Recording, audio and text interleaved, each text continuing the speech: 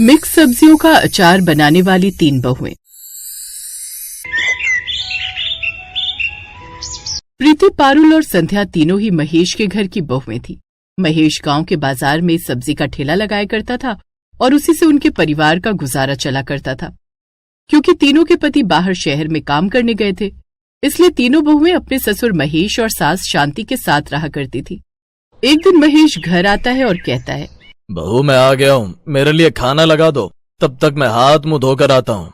हाँ पिताजी, मैंने घिया की सब्जी बनाकर तैयार कर दी है, आप जल्दी से हाथ मुंह धोकर आ जाइए, तब तक पारुल रोटियां बना रही है।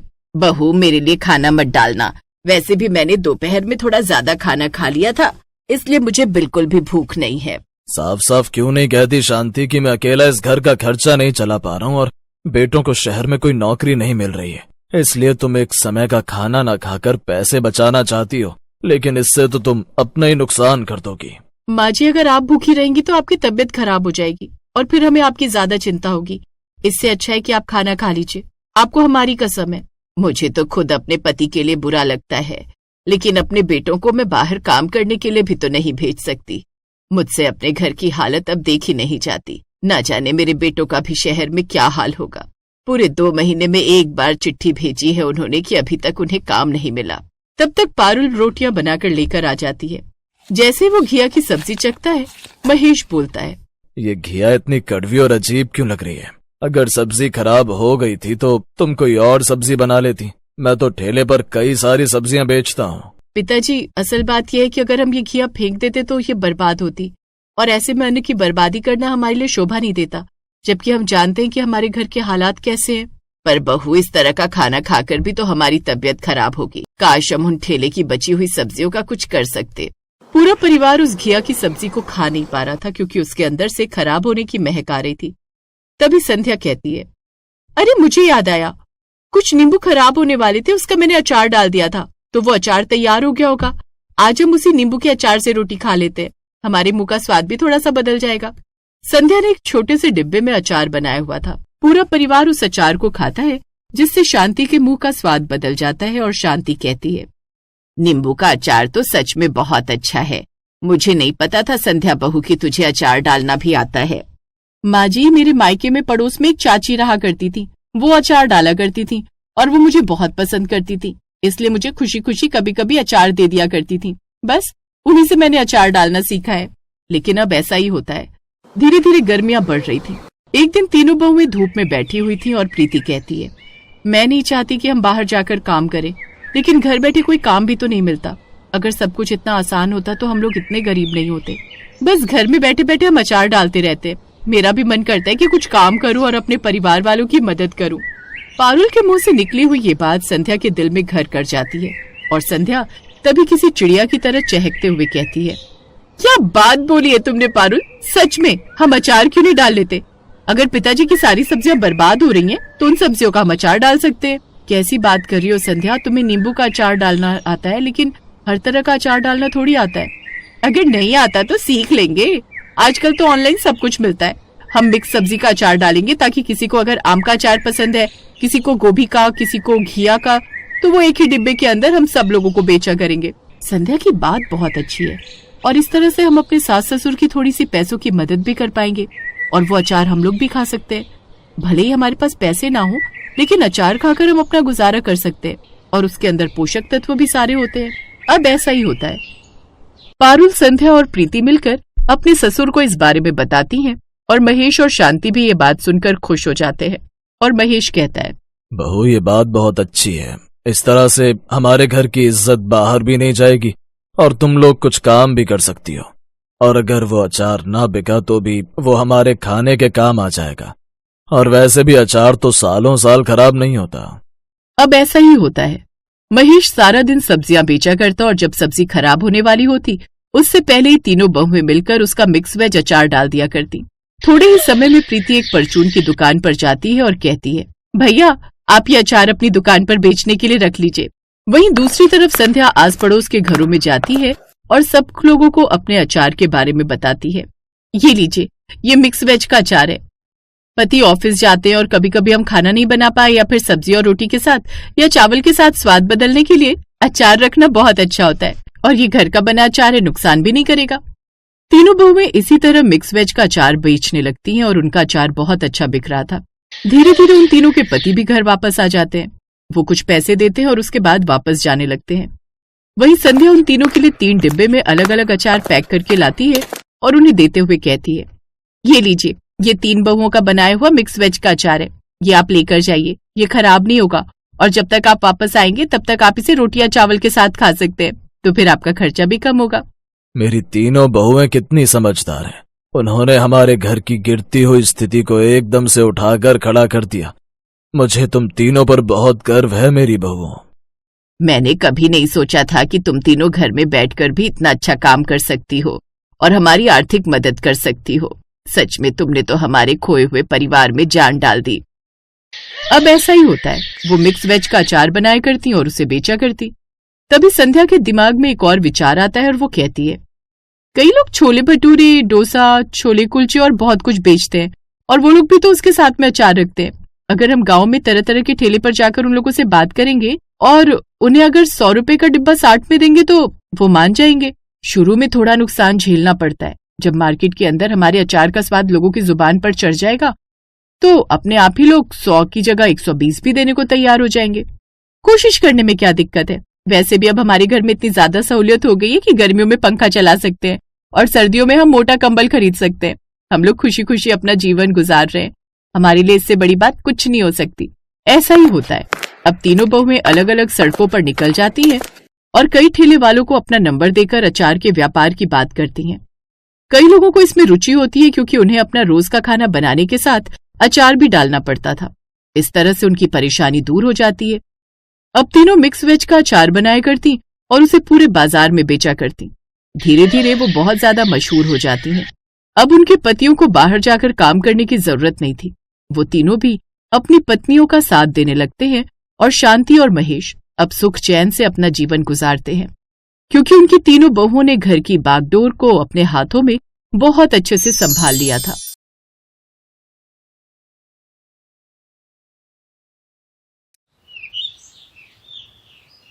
पति के जाने के बाद उर्मिला देवी बहुत ज्यादा उदास रहने लगी। इकलौता बेटा नीरज एक कंपनी में नौकरी करता था, इसलिए वो अपने काम में हमेशा व्यस्त रहता था। उर्मिला बहन जब पड़ोस की औरतों को उनकी बहू के साथ घूमते फिरते बात करते देखती तो उनका भी मन करता कि उनकी भी बहू आए, पर नीरज हमेशा ऑफिस के काम का बहाना करके शादी के लिए मना कर देता था। माँ जी, पिक्चर छूट जाएगी, हमें समय पर जाना होगा। अरे आ रही हूँ बहू, ताला तो लगाने दो। अच्छा, चाबी नीरज की मम्मी को दे देते हैं, वो दरवाजे पर ही खड़ी हैं। नीरज की मम्मी, हमारे घर की चाबी रख लो। सुशील और उसके पापा आएंगे तो आप दे देना। हाँ हाँ दे दूंगी। कहीं जा रहे हो दोनों? हाँ, पिक्चर देखने जा रही हूँ। बहू ने टिकट बुक करा दी है। वैसे तुमने तो कहीं नहीं जाना ना? नहीं नहीं, मैंने तो कहीं नहीं जाना। उर्मिला का चेहरा उतर गया। शाम को जब नीरज ऑफिस से घर लौटा तो उर्मिला ने नीरज से ठीक से बात नहीं की। रसोई में खाना बनाकर रख दिया है, अपने आप डालकर खा लेना। मुझे नींद आ रही है, मैं सोने जा रही हूँ। क्या हुआ माँ? हमेशा तो तुम ही मुझे खाना डालकर देती हो। तबीयत ठीक नहीं है क्या? बुखार तो नहीं लग रहा है? कुछ हुआ है क्या? तुम्हारा मूड ठीक नहीं लग रहा है। तुझे मेरी चिंता करने की कोई जरूरत नहीं। मैं पूरा दिन घर में अकेली पड़ी रहती हूँ और ऐसे ही एक दिन चुपचाप ऊपर चली जाऊंगी। माँ, कैसी बातें करती हो? अपने मुंह से ऐसी बातें मत निकाला करो। आपके सिवा मेरा दुनिया में है ही कौन? यही तो मैं चाहती हूँ कि मेरे सिवा भी तेरी देखभाल करने वाला कोई हो। देख बेटा, मेरी उम्र हो गई है और बढ़ती उम्र में शरीर का कुछ नहीं पता कब जवाब दे जाए। मैं चाहती हूँ मेरे जीते जी तू शादी कर ले। अरे पड़ोसन और उसकी बहू को देखो, सारा दिन दोनों सास बहू एक साथ घूमती रहती हैं। मैं अकेले सारा दिन घर में क्या करूं? बहू आ जाएगी तो तेरी चिंता भी आधी हो जाएगी। तू भी ऑफिस के काम से बाहर जाता रहता है। बस तू शादी के लिए हाँ कह दे। ठीक है माँ, हम कल इस बारे में बात करेंगे। अभी तो अपने हाथों से खाना खिला दो। जब तक तुम अपने हाथों से मुझे खाना नहीं देती हो, मुझे भूख ही नहीं लगती है। और फिर अगले दिन नीरज ऑफिस चला जाता है। शादी वाली बात बीच में ही रह जाती है। दोपहर को उर्मिला सब्जी लेने के लिए बाजार चली जाती है, पर रास्ते भर उर्मिला नीरज की शादी के बारे में ही सोचती रही। सब्जी लेकर जब उर्मिला घर लौटी तो उसने देखा नीरज आज जल्दी आ गया था। अरे नीरज बेटा, आज तू जल्दी आ गया? हाँ माँ, वो मैंने कुछ दिनों के लिए अपना काम वर्क फ्रॉम होम ले लिया। तुम कहती हो ना कि तुम अकेले बोर हो जाती हो, तो अब तुम अकेले उदास नहीं होगी, क्योंकि अगले कुछ दिनों तक मैं घर से ही काम करूंगा। मतलब तू शादी नहीं करेगा? बात तो वही आ गई ना कि तूने मेरी बात नहीं मानी। मुझे बहू चाहिए नीरज, तू समझ क्यों नहीं रहा? मुझे तेरी शादी करवानी है। उर्मिला गुस्से में सब्जियों का थैला लेकर रसोई में आ जाती है और सब्जियां थैले में से निकालते हुए खुद से ही बातें करने लगती है। जेठानी जी को भी देख लो, 3-3 बेटों की शादियां कर दी, 3-3 बहुओं का सुख उठा रही हैं जेठानी जी। वैसे कितने मजे आते होंगे जेठानी जी को। तभी भिंडी निकालते हुए उर्मिला के हाथ में चिपकी हुई 3 भिंडी आ जाती है। अरे ये 3 भिंडियां एक साथ आपस में चिपकी हुई क्यों हैं? इन्हें अलग अलग कर देती हूँ। उर्मिला ने तीनों भिंडियों को जैसे ही तोड़कर अलग किया, पूरी रसोई में एक चमकदार रोशनी फैल गई और तीनों भिंडियां 3 सुंदर औरतों में बदल गईं। उर्मिला घबरा गई। कौन हो तुम तीनों और यहाँ रसोई में कैसे आई? माँ जी, हम तीनों आपकी बहुएं हैं जो आपकी मदद से रसोई में पैदा हुई हैं। मेरा नाम सुजाता है। और मैं आपकी दूसरी बहू वर्षा। और मैं आपकी तीसरी बहू कोमल। अरे ऐसे कैसे तुम तीनों मेरी बहुएं बन सकती हो? माँ जी, हम चिपकी हुई 3 भिंडियां न जाने कब से सब्जी बाजार में भटक रही हैं, पर कोई भी हमें खरीदने को तैयार नहीं हो रहा था।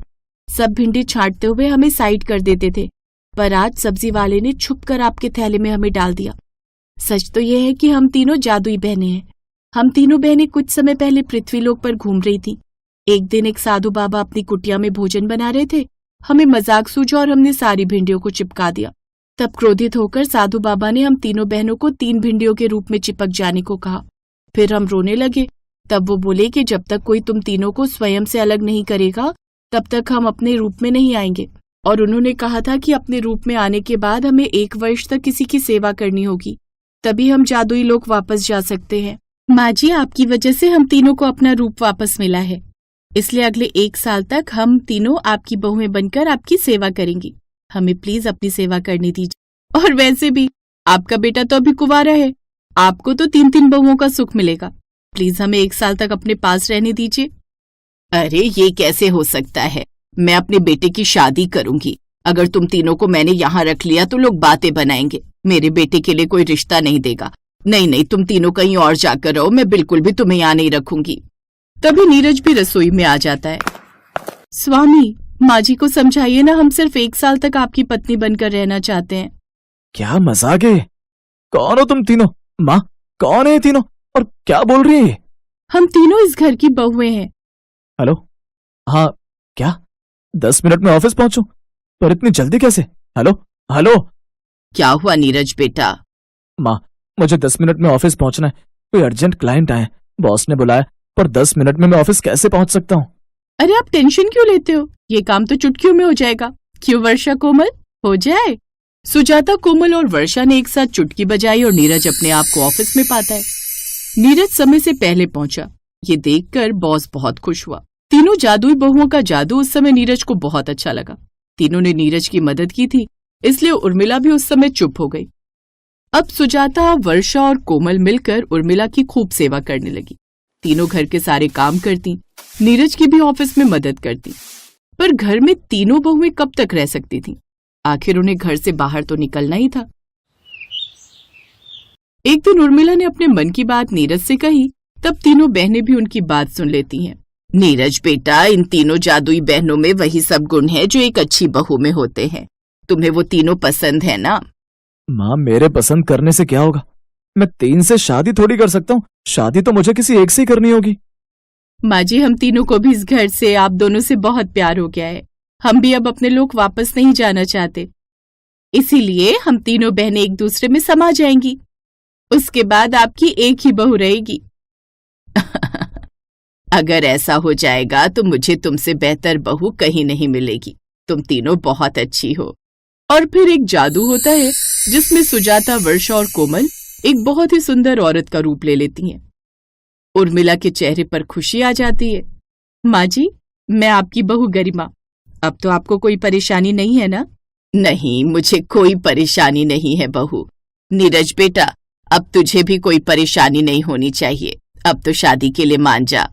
माँ, मेरी और गरिमा की शादी की तैयारी करो। मैं शादी के लिए तैयार हूँ। गरिमा, मुझे तुमसे बेहतर पत्नी कभी नहीं मिल सकती, पर एक शर्त पर। मैं तुम्हें अपनी पत्नी स्वीकार करूंगा कि तुम आज के बाद कोई जादू नहीं करोगी, बिल्कुल नॉर्मल रहोगी। प्रॉमिस। नीरज और गरिमा की शादी हो जाती है और उर्मिला को बहू मिल जाती है। शादी के बाद, अरे बहू, पिक्चर छूट जाएगी, देर हो रही है। माँ जी, हम जादू से मूवी हॉल चलते हैं, मैं चुटकियों में हम दोनों को मॉल में पहुंचा दूंगी। अच्छा ठीक है, पर नीरज को पता ना चले। ओके मेरी प्यारी सासू माँ। उर्मिला मन ही मन सोच रही थी कि किस तरह से रसोई में पैदा हुई 3 बहुएं आज गरिमा के रूप में एक अच्छी बहू का रूप ले चुकी थीं, और उसी बहू ने उर्मिला के खालीपन को अपने प्यार और लगाव से भर दिया था। जैसी बहू की उर्मिला कामना करती थी, वैसी बहू गरिमा के रूप में उन्हें मिल गई थी।